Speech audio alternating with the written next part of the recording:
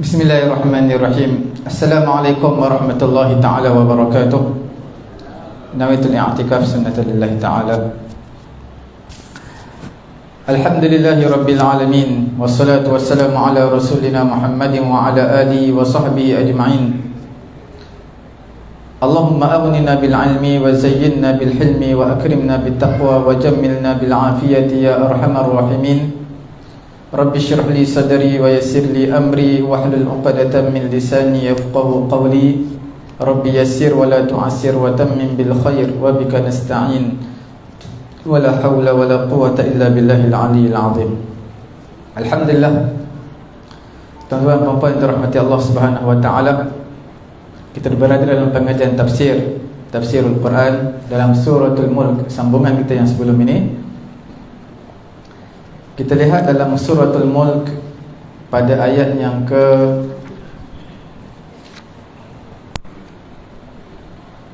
19. Kita lihat satu ayat sebelum ni, 19. Allah Subhanahu wa taala berfirman, a'udzubillahi minasyaitonirrajim. Awalam yarau ila at-tayri fawqahum saffatin wa yaqbidun ma yumsikuhunna illa ar-rahman innahu bikulli syai'in basir. Awalam yarau, tidakkah mereka melihat ila tayri, kepada burung, fawqahum, yang berada di atas mereka, saffat, mereka ada ketikanya mereka kembangkan sayap ketika terbang, wa yaqbidna, ketika ada ketikanya mereka wa yaqbidna, dan mereka mengatuk sayap mereka. Maka di sini kita lihat persoalannya, kerana apa Quran tidak menyatakan qabidat? Awalam yarau ila tayri fawqahum saffatin qabidatin, tapi digunakan wa yaqbidna. Tuan-tuan, bila mendalami dalam bahasa Arab, terutama dalam Al-Quranul Karim, sedikit perbezaan. Kalau tuan-tuan lihat saffatin itu adalah kita panggil ismul fa'il, ataupun dia noun, isim, kita panggil kata nama. Wa yaqbidna adalah verb, fi'il, kata kerja, verb. Sekejap diletakkan noun, sekejap diletakkan verb. Sebab apa? Tidak noun, kalau verb, verb. Tapi dia sekejap satu kalimah, safat, noun, kata nama. Wa yaqbidna adalah verb, kata kerja. Dalam kitab Tashil, At-Tashil yang ulumi tanzil, ditanyakan, timbul persoalan, lima lam yaqul qabidat, sebab apa tidak diletakkan wa yaqbidna, digantikan dengan perkataan qabidat. Saffatin adalah bermaksud mengembangkan dua sayap. Kerana itulah banyaknya berlaku burung dia akan kembangkan sayap. Adapun di katup sayap ini, dia kadang-kadang, sedikit sangat, kadang-kadang. Kerana bila katup tu, ada yang ulama kata kerana istirahah, kerana untuk berehat seketika daripada dikembangkan sayap. Ada yang kata untuk bila mana dikembangkan sayap, dia tak boleh tahan lama, dia mesti diminta al-isti'anah, diminta pertolongan, ataupun diminta sedikit kerehatan untuk katup sayap, kemudian kepak balik. Jadi di sini menunjukkan, bila sebut tentang isim noun saffatin, iaitu banyaknya berlaku burung bila terbang dia akan kembangkan sayap. Tak berlaku sedikit sangat kita lihat burung terbang dalam keadaan dia katup sayap. Dia katup tu sekejap je, dia tak ada terbang tu, dia katup sayap semua, tak ada. Dia akan kepak, dia akan kembangkan sayap. Tapi ada sebahagian burung dia terbang dalam keadaan dia kembang je sayap dia. Katup tu jarang sekali. Ada juga Ini menunjukkan bila banyak berlaku digunakan noun, isim. Bila sedikit dan kadang-kadang dia letakkan verb, kata kerja. Dari dalam ayat ni, awalam yarau ila at-tayri fawqahum saffatin wa yaqbidna ma yumsikuhunna illa ar-rahman. Tuan-tuan lihat, dalam ayat ini Allah Subhanahu wa taala menggunakan safatin adalah ismul fa'il ataupun noun, kata nama, kerana kerap berlaku. Burung terbang dia akan kembangkan sayap. Yang katup sayap ni kadang-kadang. Ma yumsikuhunna illa rahman. Tidaklah yang menahan burung daripada jatuh melainkan Allah Subhanahu wa taala. Kerana Allah Subhanahu wa taala ini rahmatnya luas, besar. Rahmat Allah Subhanahu wa taala. Imam Ar-Razi menyatakan, wa dzalika annaha ma'a thiqliha wa dhakhama ajsamiha lam yakun baqa'uha fi jawil hawa illa bi imsakillah wa hifdhihi. Kerana kita tengok burung ni, ada burung yang besar, jisim dia tu tak boleh terbang. Ada benda yang kecil macam bulu, tuan-tuan lempar, kalau dia akan terbang. Tetapi burung ini jisim ataupun jasad badan tu besar, tak mungkin dia akan terawang di awangan, di udara, melainkan yang tahannya daripada jatuh ke bawah adalah daripada kehendak Allah Subhanahu wa taala ataupun daripada pemeliharaan Allah Subhanahu wa taala. Innahu bikulli syai'in basir. Sesungguhnya Allah Subhanahu wa taala itu adalah maha melihat terhadap setiap sesuatu. Kita lihat pada ayat yang berikutnya. Dalam ayat ini disebutkan illa ar-rahman. Ar-rahman dan juga ar-rahim ini mana yang lebih mubalaghah. Mubalaghah ni lebih maksud lebih kurang sama. Bismillahirrahmanirrahim. Dalam ayat ini Allah Ta'ala menggunakan Ar-Rahman, ma yumsikuhunna illa Ar-Rahman. Ar-Rahman dengan Ar-Rahim, kalau terjemah bahasa Melayu, Bismillahirrahmanirrahim, dengan nama Allah yang maha pengasih lagi maha penyayang. Pengasih penyayang sama dia bahasa Melayu. Ar-Rahman ini ada sebahagian ulama kata lebih mubalaghah. Sebahagian di kalangan ulama menyatakan Ar-Rahim lebih mubalaghah berbanding Ar-Rahman. Apa maksud lebih mubalaghah? Iaitu Ar-Rahim ini sifat pengasih Allah Ta'ala ini iaitu umum. Sifat pengasih Allah Subhanahu wa Ta'ala ini umum berbanding dengan Ar-Rahman. Okey. Ada sebagian ulama menyatakan Ar-Rahman itu lebih lebih umum berbanding dengan Ar-Rahim. Tuan-tuan lihat, ada yang menyatakan sebenarnya Ar-Rahim ini untuk khas orang-orang Islam saja, rahmat Allah Ta'ala turun kepada mereka di akhirat nanti. Ar-Rahman ini adalah untuk orang beriman dan juga untuk orang kafir.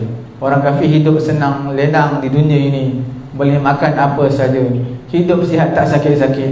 Itu semua adalah Ar-Rahman. Daripada Ar-Rahman, iaitu maha pengasih Allah Ta'ala mencakupi semua orang kafir dan juga orang Islam.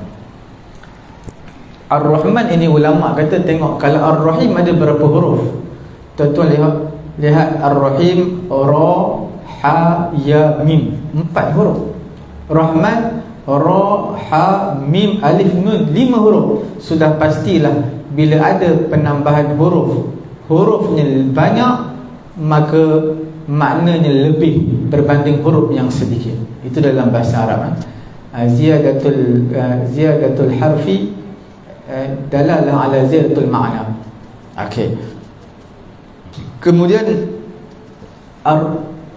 sebahagian ulama menyatakan Ar-Rahman ini ada penambahan alif nun di hujung Ar-Rahman. Tuan-tuan bila belajar grammar bahasa Arab, dia berbeza dengan English. English dia ada dua je, singular dan juga plural. Dua. Satu dipanggil singular, satu. Kalau dua dan ke atas dipanggil plural. Dalam bahasa Arab dia ada tiga, dipanggil mufrad. Mufrad ini singular lah.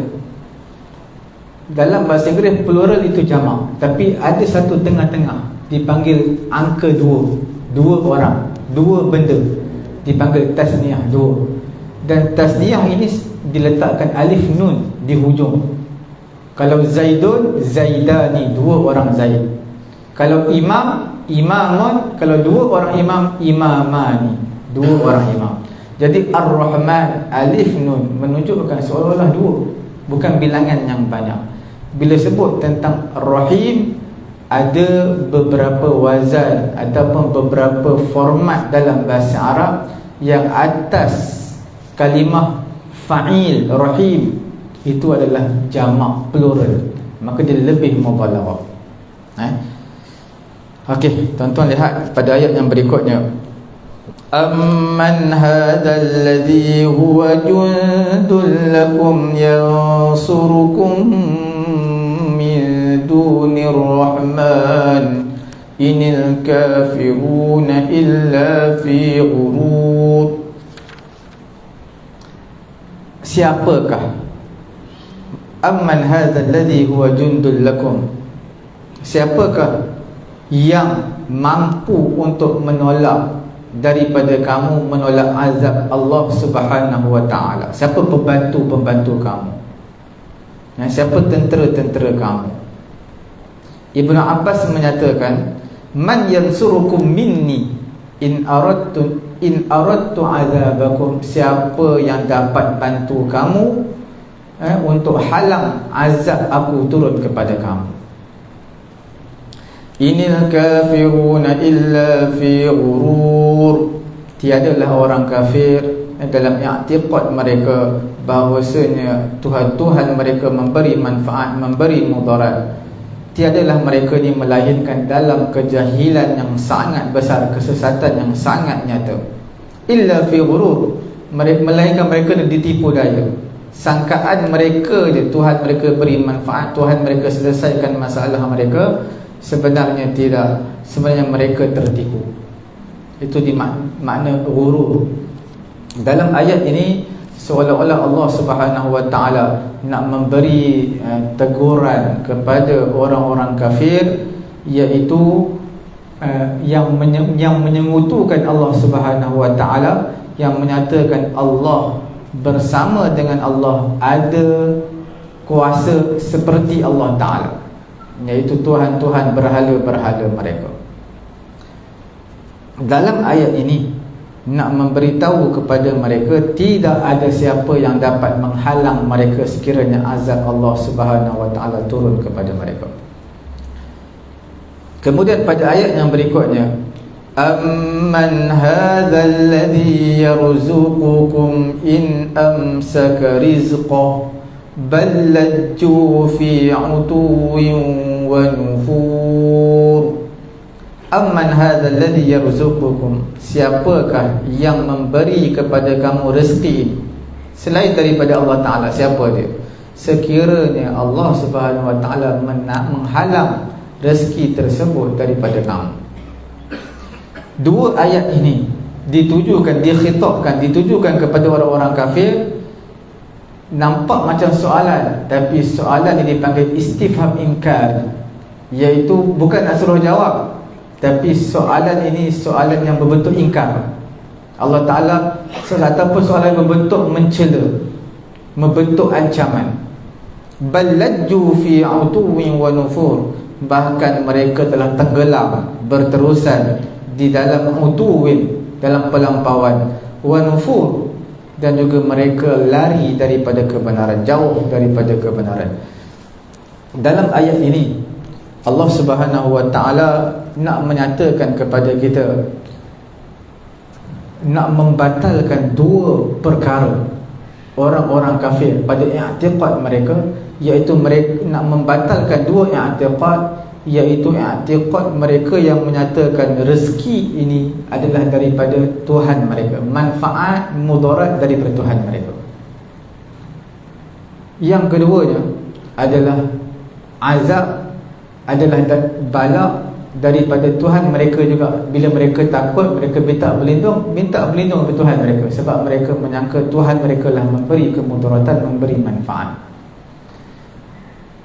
Allah Subhanahu wa ta'ala nak menyatakan kesempurnaan kekuasaan Allah Subhanahu wa ta'ala.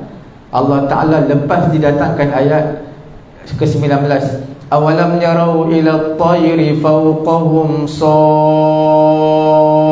saffatin wa yaqbidna ma yumsikuhunna illa ar-rahman innahu bikulli syai'in basir. Dalam ayat ni seolah-olah nak menggambarkan itulah kesempurnaan Allah Subhanahu wa ta'ala, kesempurnaan kekuasaan Allah. Burung yang ada di udara tak jatuh. Sebab apa? Kuasanya Allah menahan burung tadi daripada jatuh. Benda yang berjisim, yang berat, mustahil akan terawang di awangan. Allah Ta'ala nak sekaligus menyangkal dalam dua ayat berikutnya, sebenarnya azab itu bukan datang daripada Tuhan kamu, daripada berhala-berhala kamu. Sebenarnya kalaulah datang daripada berhala kamu, kalau aku turunkan azab, berhala kamu boleh bantu kamu, ada spot. Itu ancaman yang Allah Ta'ala berikan. Yang keduanya, rezeki ini bukan datang daripada Tuhan-Tuhan kamu, tapi Allah Ta'ala lah yang memberi rezeki kepada kamu. Kerana rezeki ini semua datang daripada Allah, itulah menyatakan kesempurnaan Allah Ta'ala, kesempurnaan kekuasaan Allah Subhanahu wa ta'ala. Kalau Allah Ta'ala nak halang sekat rezeki kamu, siapa boleh bagi rezeki kepada kamu? Kita lihat ayat yang berikutnya. Allah Subhanahu wa ta'ala menyatakan, afaman yamshi mukibban ala wajhihi ahda amman yamshi sawiyan ala siratim mustaqim.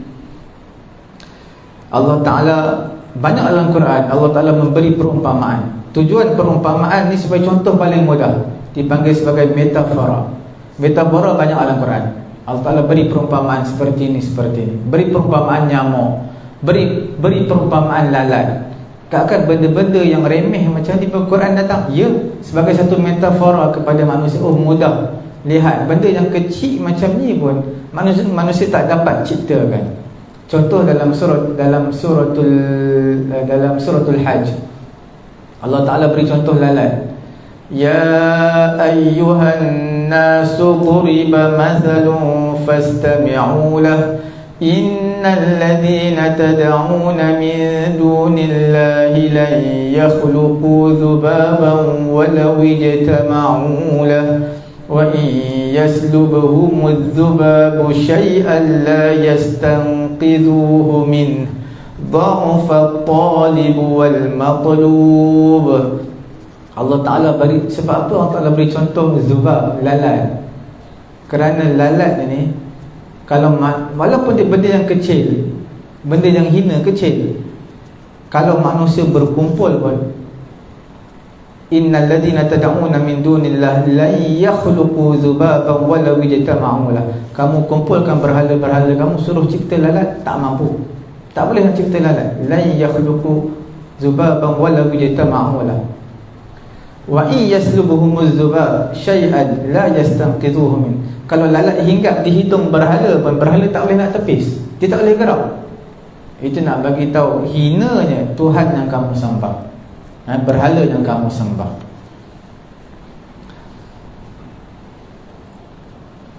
Kemudian kita lihat dalam ayat ini Allah Ta'ala memberi satu metafora kepada kita, iaitu perumpamaan orang kafir dan juga orang beriman. Afaman yamshi mukibban ala wajhihi, adakah, persoalannya, adakah orang yang berjalan mukibban ala wajhihi, telangkuk mukanya, dia jalan kepala kat bawah, ahda, itu lebih memberi petunjuk, lebih baik. Amman yamshi sawiyan, ataupun orang yang berjalan lurus, berjalan biasa, normal, ala siratim mustaqim, di atas jalan yang lurus. Mana lebih baik? Yang berjalan kepala di bawah seolah-olah seperti orang kena rasuk, ataupun berjalan, orang yang berdiri tegak jalan seperti biasa, jalan normal, mana yang lebih baik? Ini adalah satu perumpamaan yang sangat mudah, yang jelas. Ulama tafsir menyatakan, orang yang tak belajar tinggi pun faham, jalan kepala ke bawah dengan jalan kepala di atas, mana lebih baik? Orang tak belajar tinggi mereka boleh faham, bukan kata orang belajar tinggi saja. Inilah perumpamaan Allah nak bagi tahu perumpamaan orang kafir dengan orang beriman.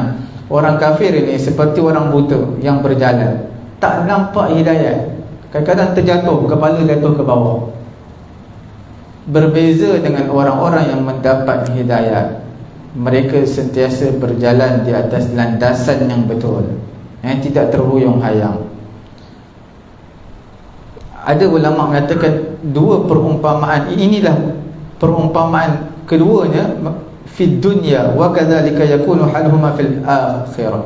Inilah dua situasi golongan manusia yang berada di kehidupan dunia, dan seperti itu juga keadaan situasi kedua golongan ini di kehidupan akhirat nanti. Iaitu orang beriman akan dibangkitkan, mereka berjalan lurus. Berbeza dengan orang-orang kafir, mereka dibangkitkan berjalan dalam keadaan terhuyung-hayang. Kemudian kita lihat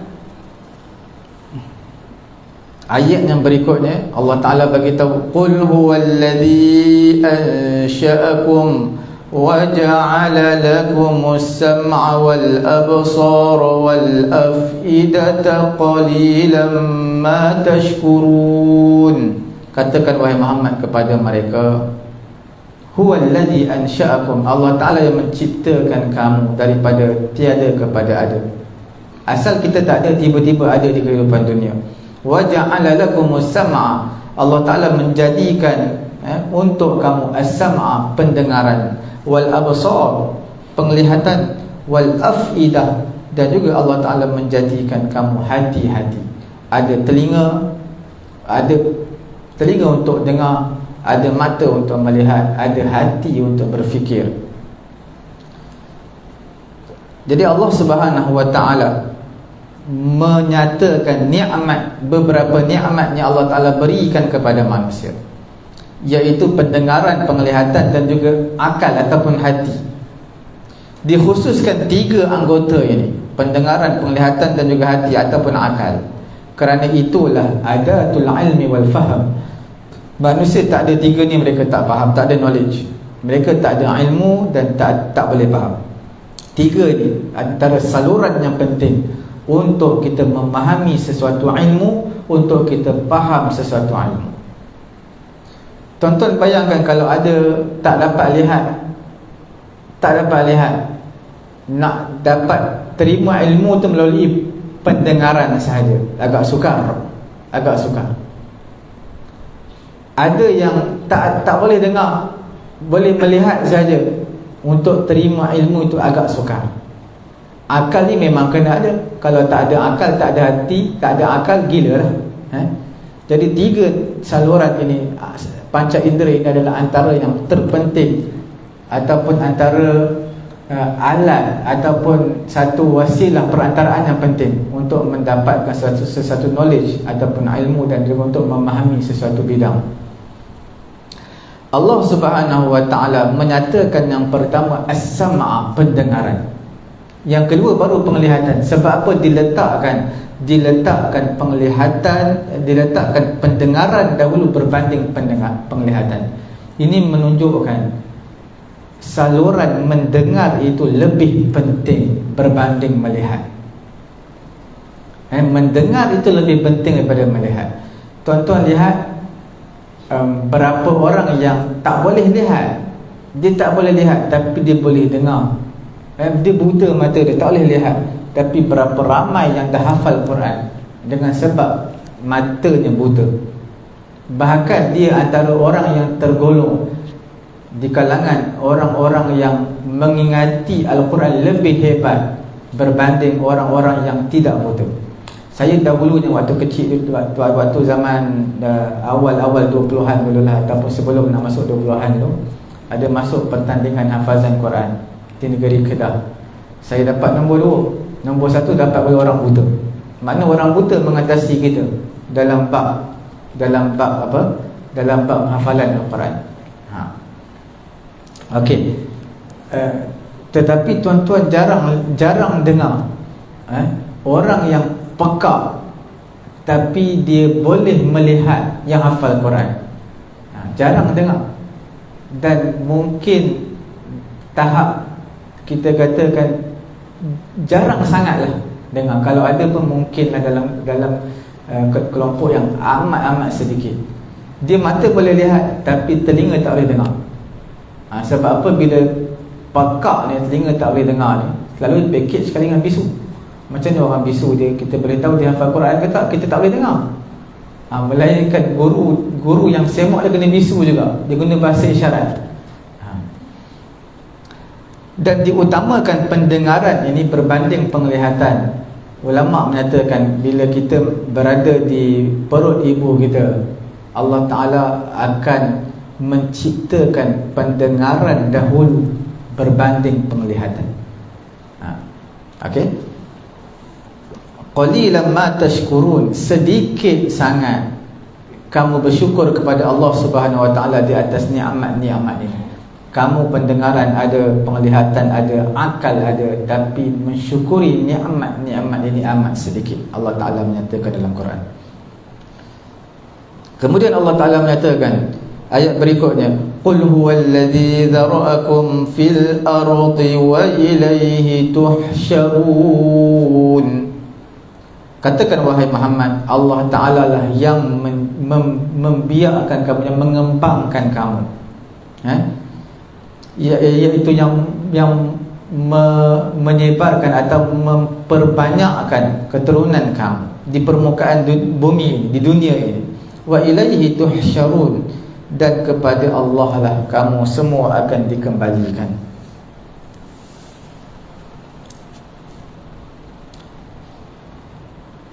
Wa yaquluna mata hadzal wa'd in kuntum shadiqin. Mereka berkata mata hadzal wa'd. Orang-orang kafir ni mereka cabar, bilakah janji ini? In kuntum shadiqin, sekiranya kamu orang-orang yang benar. Janji apa? Janji bila hari kiamat, hari kebangkitan, bila semua ni akan berlaku yang kamu sebut-sebut, yang kamu janji-janjikan ni, bila? Ataupun bilakah berlakunya azab yang kamu janjikan, azab pasti menimpa kami, bila? Seolah-olah mereka minta disegerakan azab turun kepada mereka. Nabi jawab apa? Nabi mengatakan, qul innamal ilmu indallah. Katakan wahai Muhammad, hanya sahaja ilmu pengetahuan tentang hari kiamat ini Allah Ta'ala saja yang tahu. Yas'alunaka 'anis sa'ati ayyana mursaha qul innama ilmuha indallah. Tanya tentang hari kiamat, bukan kata Nabi tak tahu, malaikat pun tak tahu. Allah Ta'ala sahaja yang tahu berlakunya hari kiamat itu bila. Walaupun kita tahu berlaku hari Jumaat, tapi tak tahu bila. Allah Ta'ala sahaja yang tahu. Cuma Allah Ta'ala bagikan tanda-tanda kiamat, ada yang kecil, ada yang tanda yang besar. Ataupun bilakah waktu turunnya azab, Nabi tak tahu. Nabi cuma tugasnya sampaikan. Kamu nak dengar, tak nak dengar tak apalah. Tapi tugas Nabi sampaikan, kalau kamu derhaka kepada Allah, azab Allah pasti akan menimpa kamu. Nabi tak tahu tugasan turun azab bila, tarikhnya, waktunya, itu semua hanya dalam pengetahuan Allah Subhanahu Wa Ta'ala. Qul innamal ilmu indallah wa innama ana nadhirun mubin. Hanya sahaja Nabi kata, ana nadhir, aku ni hanya memberi peringatan terhadap azab Allah sekiranya kamu tidak mau taat kepada Allah Subhanahu Wa Ta'ala.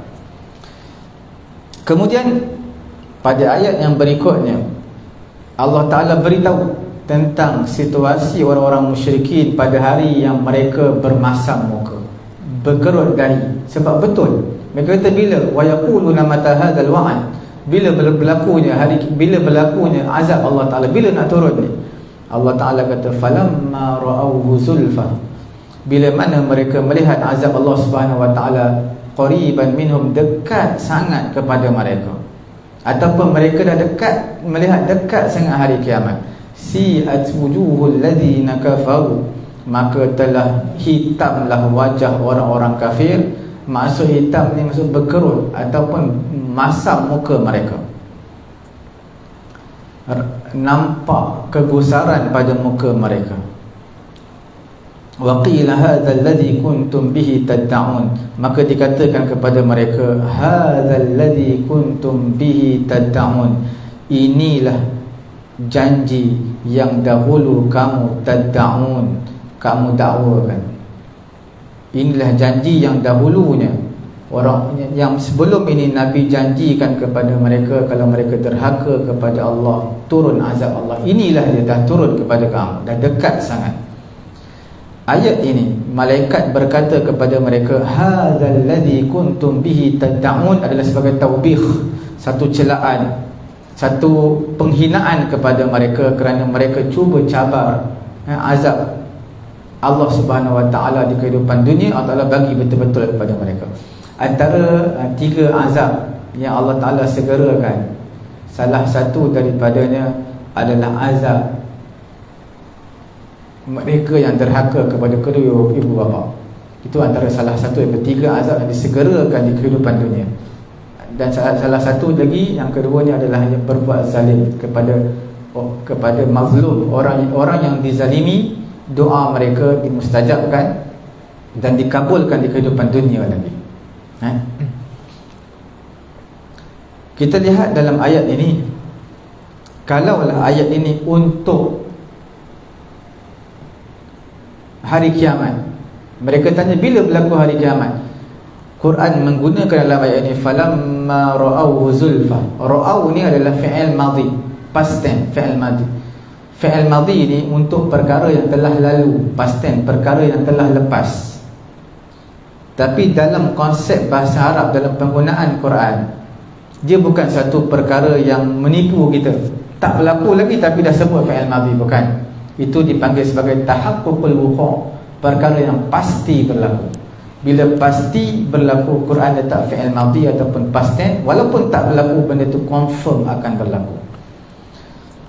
Kemudian pada ayat yang berikutnya Allah Subhanahu wa Ta'ala menyatakan qul ara'aytum in ahlakani Allahu wa man ma'iya aw rahimana faman yujirul kafirina min azabin alim. Katakan wahai Muhammad kepada mereka, orang-orang kafir musyrikin Mekah, yang mana mereka mencita-citakan kecelakaan, kematian. Katakan kepada mereka, akhbiruni ara'aytum, beritahu kepada aku, sekiranya Allah Ta'ala matikan aku dan juga orang-orang yang beriman bersama dengan aku, aw rahimana, ataupun Allah Ta'ala beri rahmat kepada kami, kepada aku dan juga orang beriman, dengan dilewatkan ajal kami, faman yujirul kafirin, siapa yang akan menjaga kamu daripada azab Allah Subhanahu wa Ta'ala. Faman yujirul kafirin min azabin alim, siapa yang akan menjaga, memelihara kamu wahai orang kafir daripada azab Allah Ta'ala yang sangat pedih. Siapa dia? Dalam ayat ini ulama tafsir menyatakan orang-orang kafir mereka bercita-cita untuk membinasakan Nabi dan juga orang-orang Islam. Allah Ta'ala perintahkan kepada Nabi, katakan kepada mereka, kalau Allah Ta'ala matikan Nabi, matikan orang beriman bersama dengan Nabi, maka fa'ayyu ruhatin ay manfa'atin lakum fi, apa manfaat untuk kamu Nabi mati, orang-orang beriman mati, apa manfaat bagi kamu? Bila azab Allah Ta'ala turun menimpa kamu, siapa yang dapat selamatkan kamu? Berhala-berhala kamu dapat selamatkan kamu? Dalam ayat ini juga, ara'aytum in ahlakani Allahu wa man ma'iya aw rahimana faman yujirul kafirina min azabin alim. Mereka juga sebenarnya telah minta kepada Allah untuk binasakan Nabi dan juga orang-orang beriman.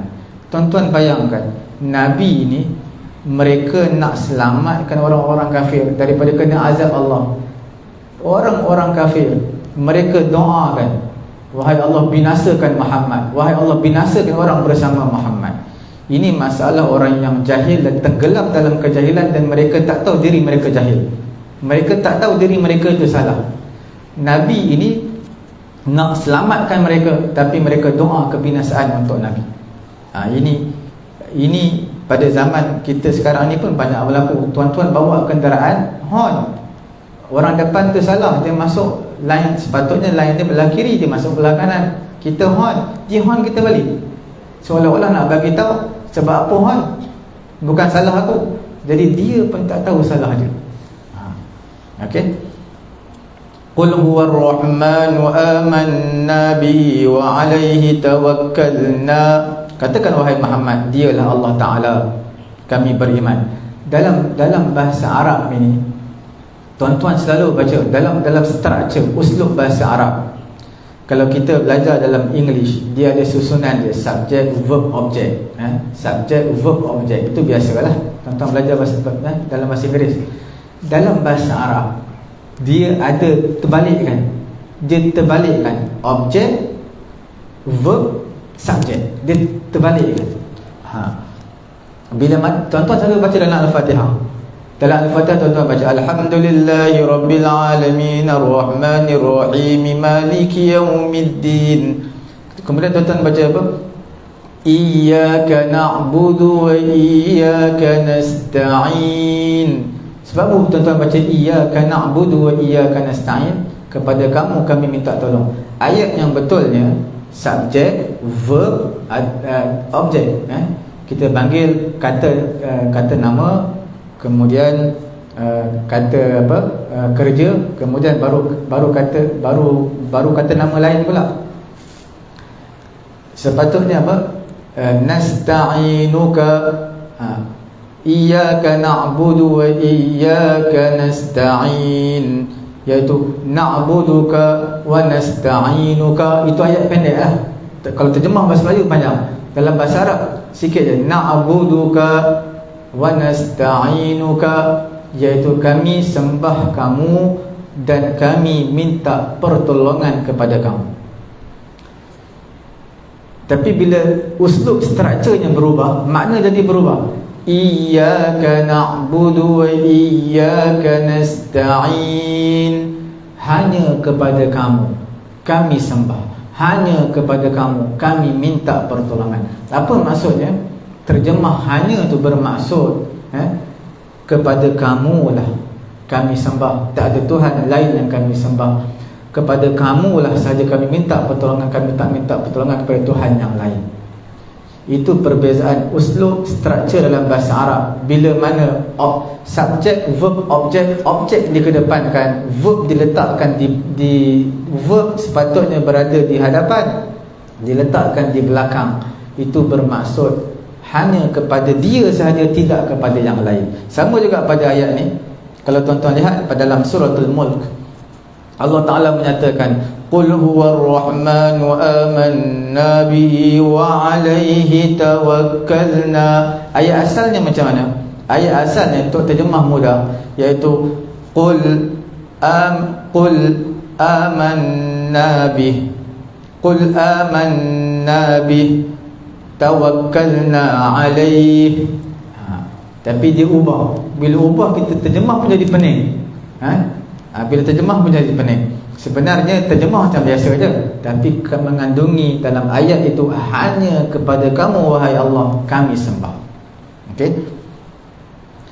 Katakan wahai Muhammad, kami beriman kepada Allah. Kami beriman kepada Allah, dialah Ar-Rahman. Wa alaihi tawakkalna, kepadanya lah kami bertawakal. Wa alaihi i'tamadna fi jami'i umurina, mana kami hanya bertawakal, berserah diri hanya kepada Allah, tidak kepada harta, tidak kepada tentera-tentera kami. Fasata'lamuna man huwa fi dhalalin mubin, kelak kamu akan tahu siapakah dalam kesesatan yang nyata, sama ada kami ataupun kamu. Dalam ayat ini satu gertakan kepada orang musyrikin, hentaman kepada mereka. Nanti akhirat nanti kamu akan tahu kami sesat ataupun kamu yang sesat. Ayat yang terakhir, Qul ara'aytum in asbaha ma'ukum ghawran faman ya'tikum bima'in ma'in. Katakan wahai Muhammad kepada mereka, akhbiruni ara'aytum, beritahu kepada kami, beritahu kepada aku, apabila air ini ghawran, air kamu ni ghawr. Ghawr ni makna diserap dalam bumi. Air dah tak ada, semua bumi dah telan. Di mana kamu tak mampu nak cari air dah, bumi dah telan semua air. Faman ya'tikum bima'in ma'in, siapa yang akan keluarkan air untuk kamu? Air yang mengalir, air sungai yang mengalir, air laut yang mengalir, air mata air yang terpancar daripada bumi. Siapa yang keluarkan semua ini? Adakah selain daripada Allah mampu untuk keluarkan air daripada bumi? Apabila bumi dah telan air tersebut, adakah mampu berhala-berhala kamu membantu?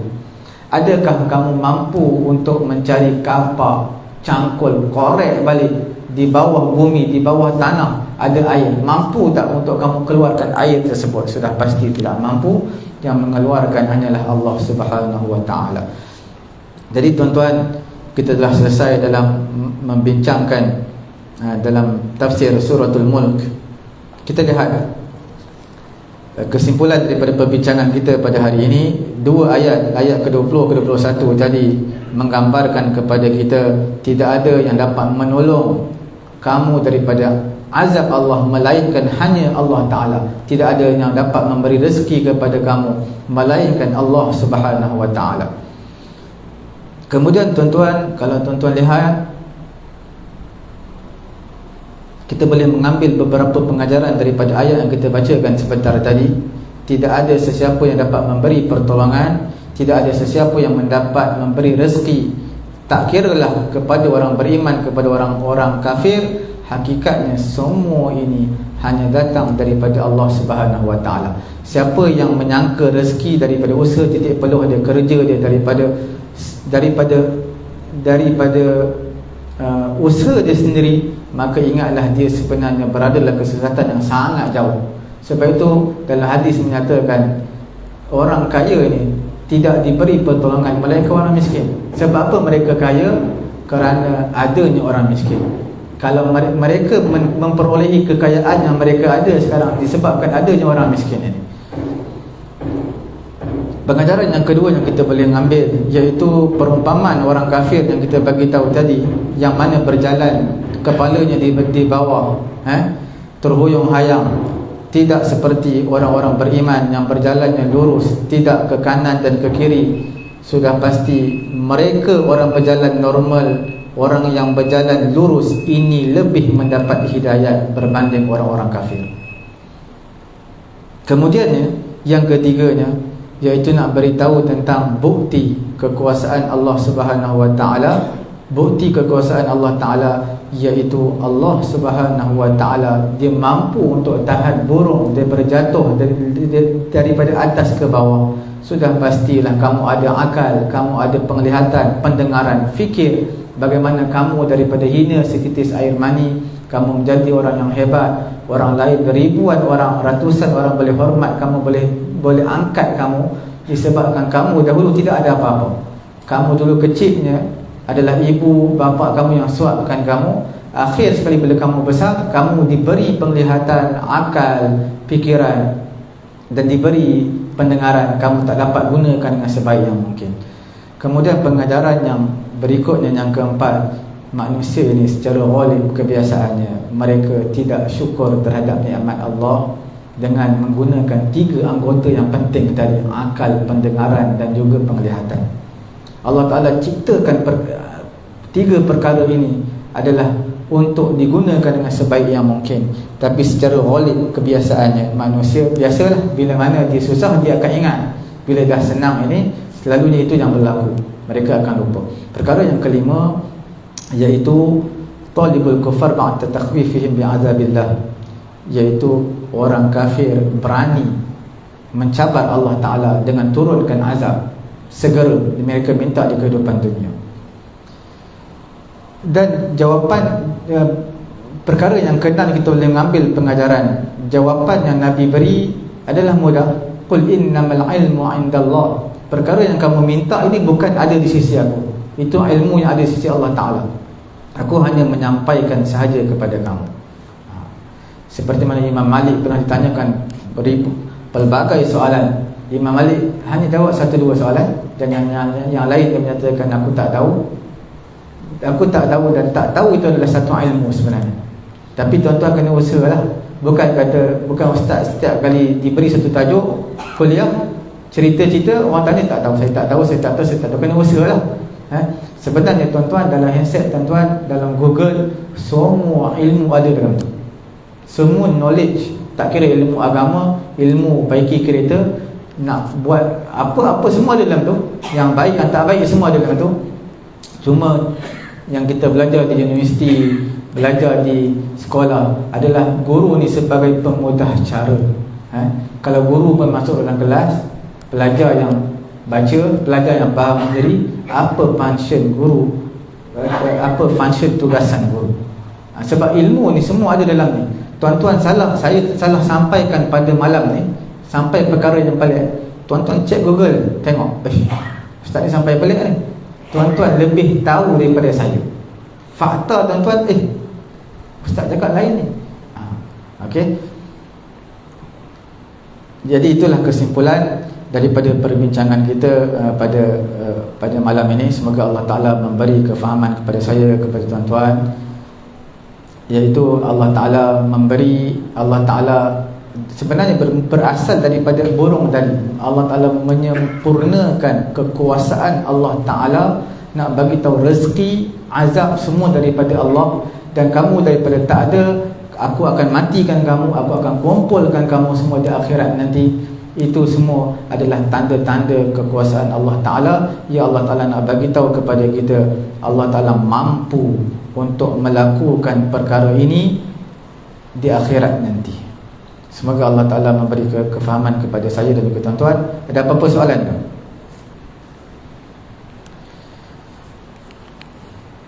Kalau tak ada apa-apa, cukup sekadar ini. Mudah-mudahan Allah Ta'ala memberi kefahaman kepada saya. Subhanallahumma wa bihamdihi, subhanakallahumma wa bihamdika, asyhadu an la ilaha illa anta, astaghfiruka wa atubu ilaik. Bismillahirrahmanirrahim. Al-'asr innal insana lafi khusr illa alladhina amanu wa 'amilus solihati wa tawassaw bil haqq wa tawassaw bis sabr. Bismillahirrahmanirrahim. Alhamdulillahi rabbil alamin, wassalatu wassalamu ala rasulina Muhammadin wa ala alihi wa sahbihi ajma'in. Allahumma anfa'na bima 'allamtana wa 'allimna ma yanfa'una wa zidna 'ilma. Alhamdulillahi ala kulli hal wa na'udzu billahi min hali ahli an-nar. Wa sallallahu ala sayyidina Muhammadin wa ala alihi wa sahbihi ajma'in. Subhana rabbika rabbil 'izzati 'amma yasifun wa salamun 'alal mursalin. Alhamdulillahi rabbil alamin. Taqabbalallahu.